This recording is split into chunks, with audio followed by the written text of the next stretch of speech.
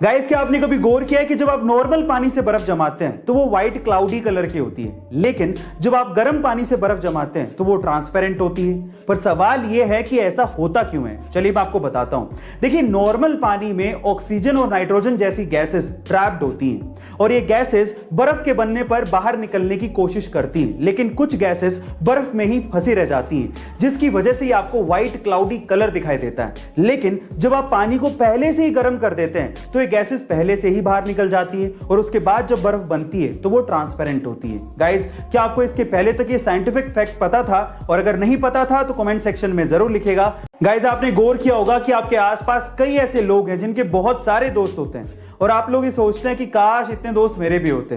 पर सवाल यह है कि आखिर इतने दोस्त बनते कैसे हैं? दोस्त बनाए कैसे जाते हैं? उसके तरीके क्या हैं? देखिए, बहुत सारे तरीके हैं, लेकिन आज इस वीडियो में मैं आपको सबसे आसान और सबसे अच्छा तरीका बताता हूं। ध्यान से सुनिएगा।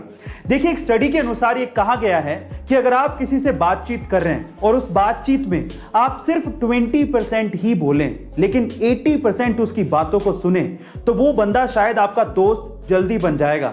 लेकिन उसकी बात को सुनने के लिए नहीं सुनना है, उसकी बात पे गौर भी करना है। ये बहुत इंपॉर्टेंट है। गाइस, आपको ये ट्रिक कैसी लगी कमेंट सेक्शन में जरूर लिखेगा। एक बार गुरु नानक देव जी अपने शिष्यों के साथ एक गांव गए। गांव वालों ने गुरु नानक देव जी और उनके शिष्यों की बहुत ज्यादा सेवा की, लेकिन जाते जाते गुरु नानक देव जी ने उन गांव वालों को आशीर्वाद दिया, उधर जाओ। उसके बाद गुरु नानक देव जी अपने शिष्यों के साथ दूसरे गांव गए, लेकिन उन गांव वालों ने गुरु नानक देव जी और उनके शिष्यों के साथ बहुत बुरा बर्ताव किया, लेकिन फिर भी गुरु नानक देव जी ने उन्हें आशीर्वाद दिया, बसे रहो। ये देख के एक शिष्य से रहा नहीं गया। उसने गुरु नानक देव जी से कहा कि ये कैसे आशीर्वाद दिया आपने? तो गुरु नानक देव जी ने जवाब दिया कि संसार में अच्छाई का फैलना और बुराई का रुके रहना और ना फैलना इंसानियत के लिए बहुत ज्यादा जरूरी है। इसीलिए जो अच्छे लोग थे उन्हें उजड़ जाने का मैंने आशीर्वाद दिया, ताकि वो बाकी जगहों पे जाके अपनी अच्छाई को फैला सके। आपको ये स्टोरी कैसे लगी चैट सेक्शन में लिखना मत भूलिएगा।